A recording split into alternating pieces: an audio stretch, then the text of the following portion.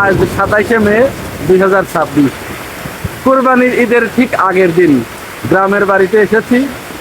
ফজরের নামাজের কিছুক্ষণ পরে হঠাৎ বিদ্যুৎ চলে গেল।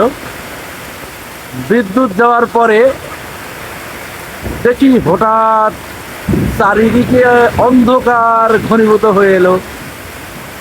আর অন্ধকার ঘনীভূত হওয়ার পরে কিছুক্ষণের ভিতরেই, অল্প কয়েক মিনিটের ভিতরে, কুত্তা এবং বিড়াল যাকে বলে, আপনারা যেটাকে ডগস অ্যান্ড ক্যাটস বলেন, সেই রকম বৃষ্টি শুরু হয়েছে, সাথে ঝড়।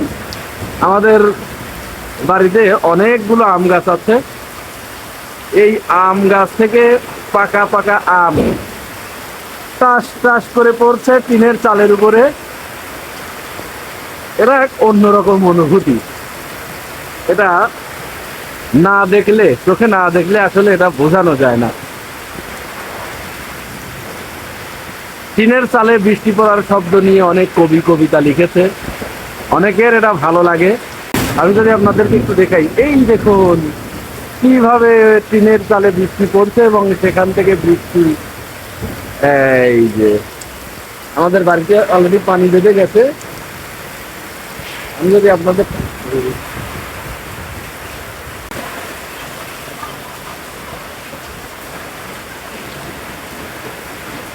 অনেক পানি বেঁধে গেছে, ওই দূরে অন্ধকারে দেখা যাচ্ছে না। গাছগুলো দেখুন কেমন ঢেলে পড়েছে। আমগুলো কি আপনারা দেখতে পাচ্ছেন? এই যে আম, আমার মা আম কুড়াচ্ছে ঘরের ভিতরে।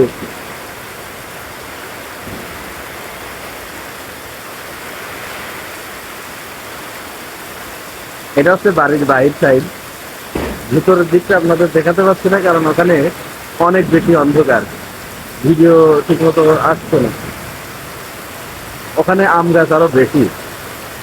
আমি বাহিরের দিকে, রাস্তার দিকে যদি একটা দেখাই, দেখুন এই যে গাছগুলো ঢেলে পড়েছে।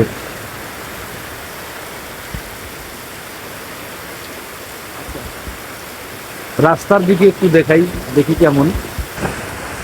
দেখছেন ওই যে পুকুরের পানিতে বৃষ্টি পড়লে কেমন লাগে দেখুন একটু। এটা আমাদের বাড়ির সাথ দিয়ে নতুন রাস্তা হচ্ছে, এখনো পিচ ঢালাই করে নাই, ঈদের পরেই ঢালাই করবে এই রাস্তাটা।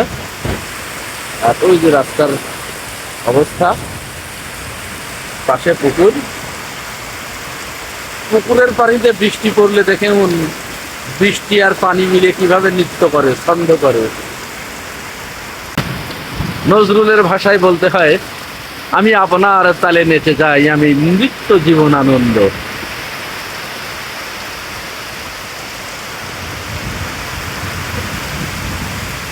গ্রামের ঝড় এটাকে বলে। তারা ইতিপূর্বে কখনো ঝড় দেখেন নাই, তারা দেখেন, তাদের জন্য।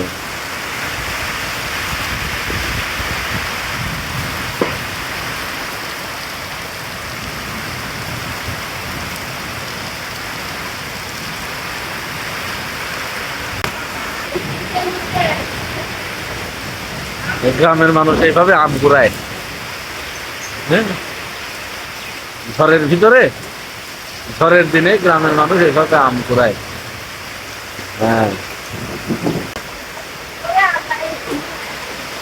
এই যে আম, এগুলো ঝড়ে কুড়ানো আম, অন্য কারোর গাছের না, কিন্তু এগুলো সব আমাদের গাছের।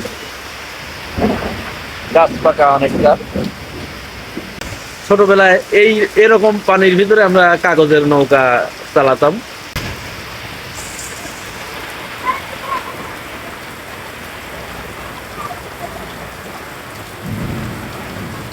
ঝড়ের তেজ কিছুটা কমে এসেছে।